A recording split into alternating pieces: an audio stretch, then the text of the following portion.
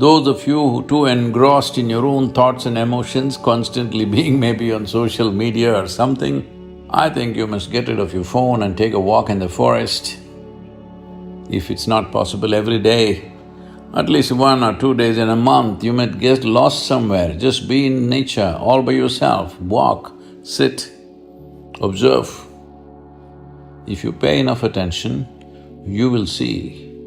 You will be so enchantingly enamored by every little thing in the existence because the way a single ant is made is too much for you and your intelligence to grasp exactly how this is made. Those who have not peeled their eyes to the creation get too enamored with their own mental creations, which is their thought, the juicy part being emotion. When your thought and your emotion becomes more important than the Creator's creation, that means you have become a perceptual tragedy. You have not realized the nature of life at all. We know many things, we can do many things, but we do not know anything in its entirety. So this is the nature of the existence. If you pay attention to it, naturally your own thought and emotion will sink to the background. You can still enjoy them, but you know how insignificant it is. So it's very important that if you want to experience the multifarious dimensions of life, you have to be non-serious. You become serious only because you have taken your own existence too seriously, though we exist here for a minuscule amount of time in this cosmos. This is a vast cosmos. The very planetary system, the solar system in which we exist is a speck. In that, planet Earth is a micro speck. In that micro speck, the place you live or the city you live is a super micro speck. In that, you have become a big man or woman, and that's the reason why you're so serious about life. It's a brief amount of time that you have as life.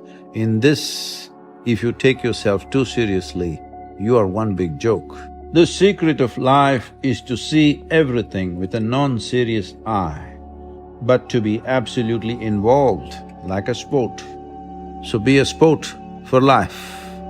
If you want to be a sport for life, you have to be able to see that your existence is of consequence for the times in which we live, but not of eternal consequence unless you touch the eternal dimension of who you really are. Anxiety is when you feel very worried or scared about things that might happen. It's normal to feel this way sometimes, but if it happens a lot and makes life hard, you might need some help to deal with it. One way to manage anxiety is through talking with a therapist. A common method is called cognitive behavioral therapy, CBT. In CBT, you learn to change negative thoughts into more positive ones and to change behaviors that make anxiety worse. Another helpful technique is practicing mindfulness. This means paying attention to the present moment instead of worrying about the past or future. You can do this through deep breathing exercises, meditation, or just focusing on what you're doing right now. Exercise is also great for reducing anxiety.